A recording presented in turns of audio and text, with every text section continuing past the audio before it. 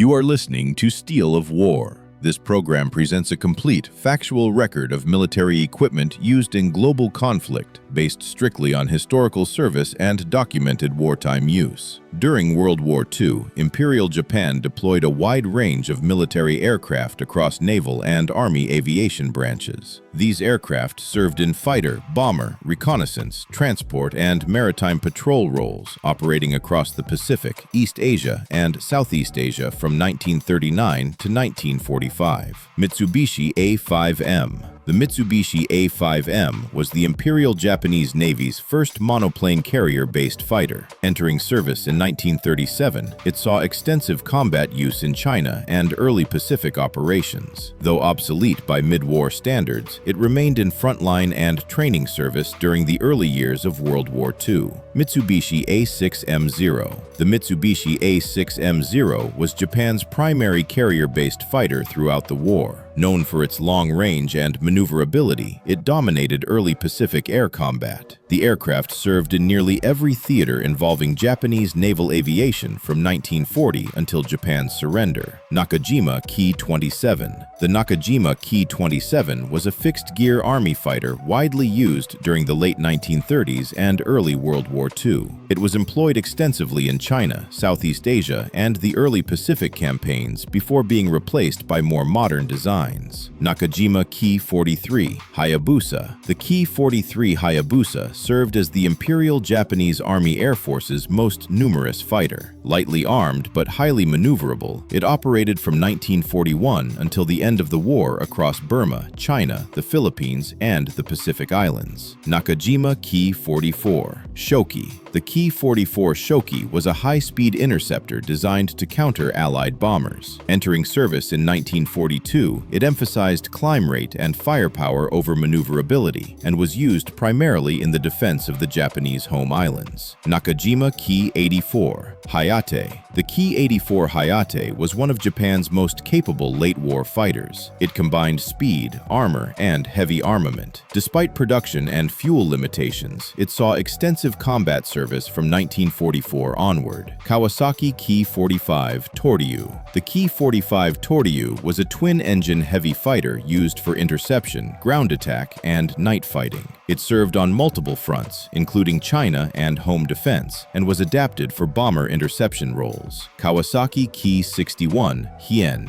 Powered by a liquid-cooled inline engine, the Ki-61 Hien differed visually and mechanically from most Japanese fighters. It was employed extensively from 1942 onward and served in both frontline combat and homeland defense. Mitsubishi Ki-46 Dinah. The Ki-46 Dinah was a high-speed reconnaissance aircraft. Designed to avoid interception rather than engage in combat, it operated successfully over Allied territory throughout much of the war. Tachikawa Ki-55. The Ki-55 was an advanced trainer derived from the Ki-36 series. While primarily a training aircraft, it was also pressed into limited operational service during the later stages of the war. You are watching Steel of War. Subscribe for continued access to documented military history presented without interpretation or speculation. Aichi D-3A Val. The Aichi D-3A was the Imperial Navy's primary dive bomber during the early and middle years of the war. It played a central role in the attack on Pearl Harbor and numerous carrier battles across the Pacific. Yokosuka D-4Y Suisei. The D-4Y Suisei replaced the D-3A as Japan's main carrier dive bomber. Faster and more advanced, it served from 1943 onward and was also adapted for reconnaissance and special attack missions. Nakajima B-5N Kate. The B-5N Kate was the primary carrier-based torpedo bomber at the start of the war. It participated in major naval engagements, including Pearl Harbor and Midway. Nakajima B-6N Tenzan. The B-6N Tenzan succeeded the B-5N, but entered service later in the war. Despite improved performance, operational effectiveness was limited by training and fuel shortages. Mitsubishi G-3M. The G-3M was a long-range land-based bomber used extensively in China and the Pacific.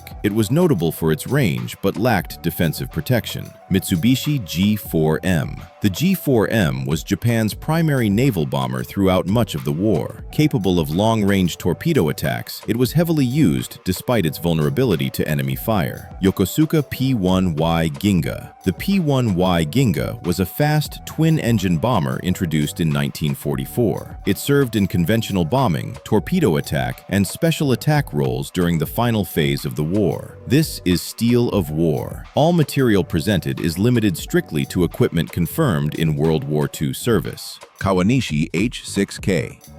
The H-6K was a long-range flying boat used for maritime patrol, reconnaissance, and transport. It operated extensively across the Pacific in the early years of the war. Kawanishi H-8K.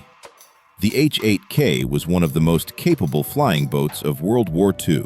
With heavy defensive armament and long range, it conducted reconnaissance and bombing missions until 1945. Aichi E-13A.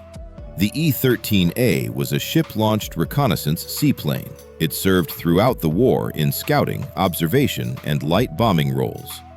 Mitsubishi F-1M.